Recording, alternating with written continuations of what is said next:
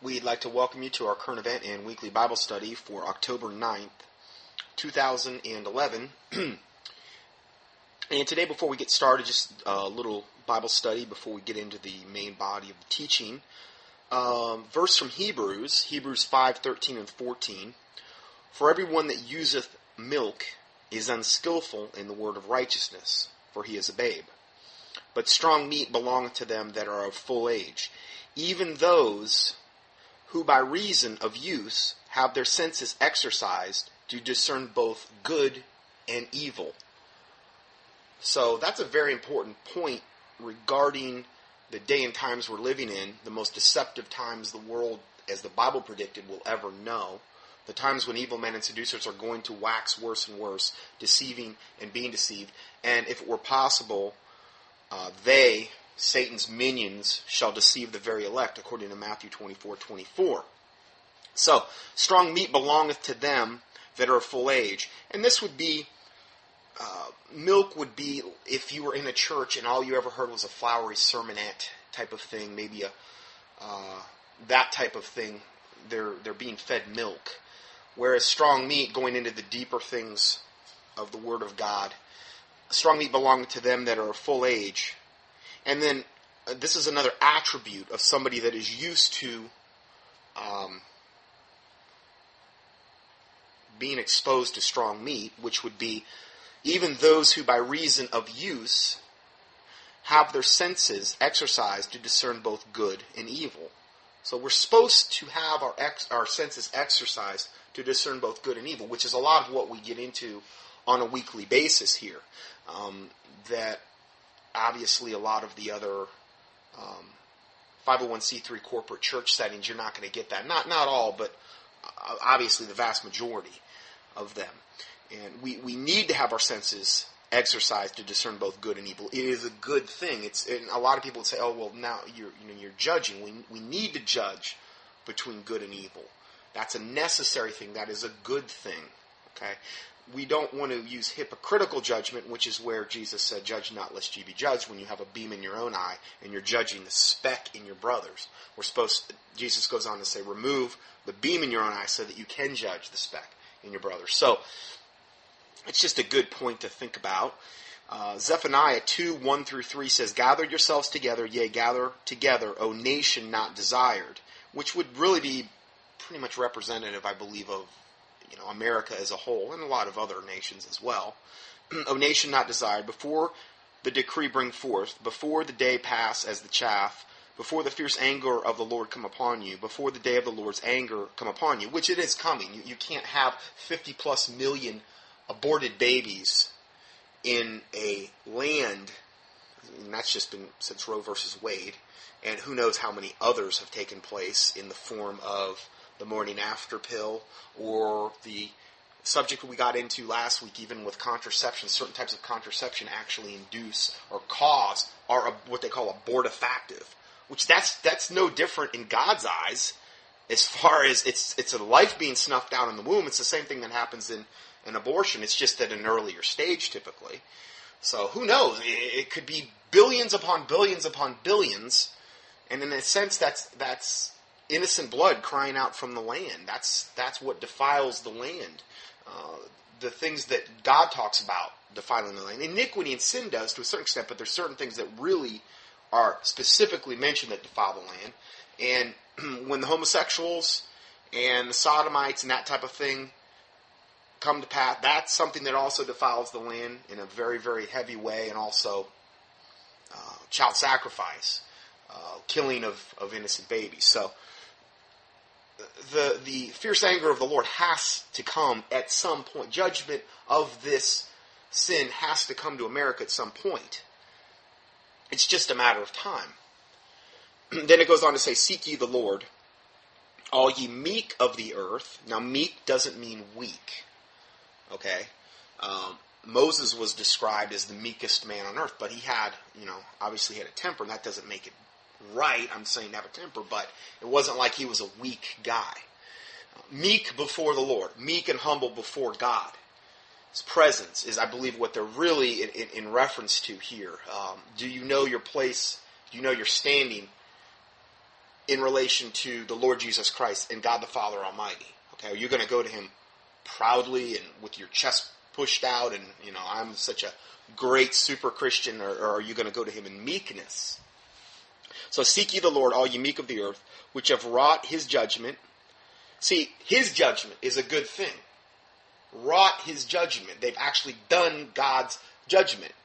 And we had talked about this in a recent teaching, that when judgment and justice, true judgment and true godly judgment and justice leave the land, then basically the land, it's people become so evil and wicked because there is no true judgment, there is no true justice, that God actually withdraws his hand from that land. And in that particular case in Isaiah, God talks about drawing back salvation unto himself. It becomes very, very hard for anyone that lives in that land to even be saved, because there is no true judgment. There is no true righteousness or godliness in the land. So I'm not saying you couldn't be saved in that environment, but there's a lot less likelihood that that's going to happen. Which have wrought his judgment, seek righteousness, seek meekness. It may be ye shall be hid in the day of the Lord's anger. So that's a good thing. That's a very important thing in regard to the days and times we're moving into in regard to protection. Jesus Christ also said, pray that ye be accounted worthy to escape all the things coming upon the earth and to stand before the Son of Man. That's in regard to the end times. So that goes with this as well. Isaiah 66:1, because what we're going to be talking about today, essentially, I guess if you could name the title of the teaching, it would be 19 ways they are trying to kill us. And it's one of those, not being ignorant of Satan's devices lest he get an advantage of us, 2 Corinthians 2:11. This is what this particular teaching is all about. Okay, not being ignorant of Satan's devices. Now, I've talked about a lot of things we're going to be talking about individually, but this would be a good synopsis.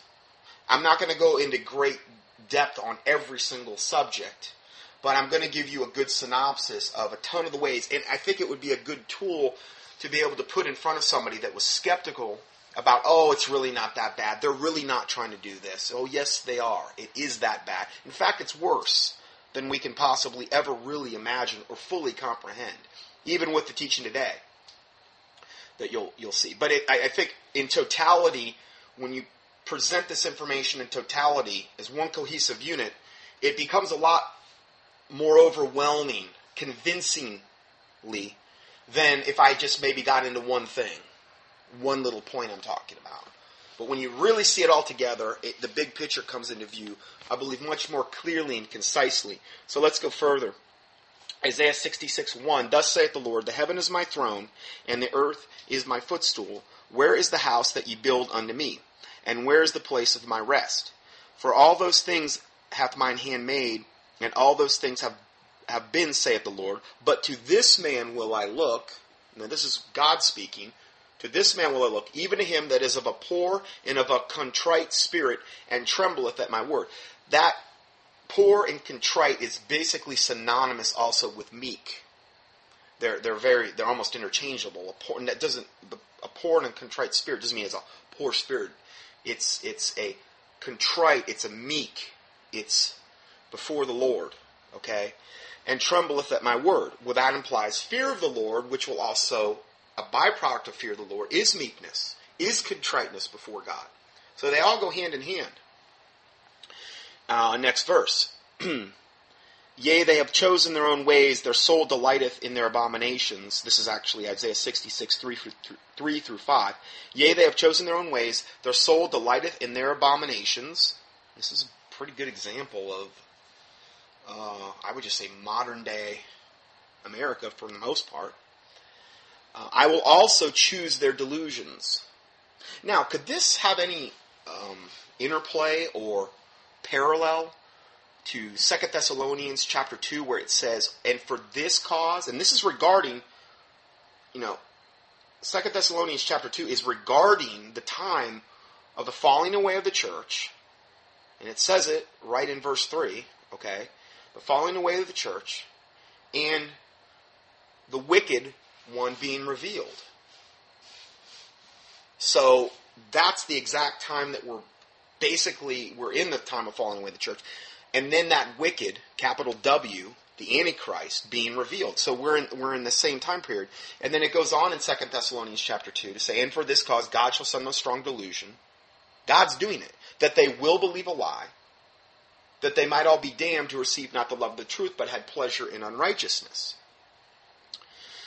It's kind of a parallel here, where it says, they've chosen their own ways, their soul delighteth in their abominations, and I will choose their delusions. God. I will bring their fears upon them. Because when I called, none did answer. When I spake, they did not hear. But they did evil before mine eyes, and chose that which I delighted not. Hear the word of the Lord, ye that tremble at his word. Your brethren that hated you, that cast you out for my name's sake, said, let the Lord be glorified. But he shall appear to your joy, and they shall be ashamed. Now, this is happening all over.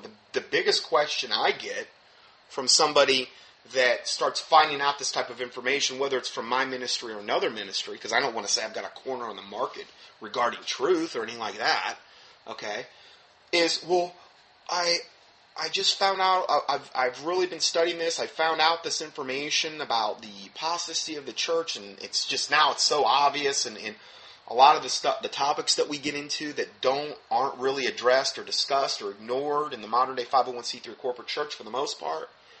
And then they start going to their pastor or whatever, or their people that were their friends, and they quickly realize they really probably weren't their friends.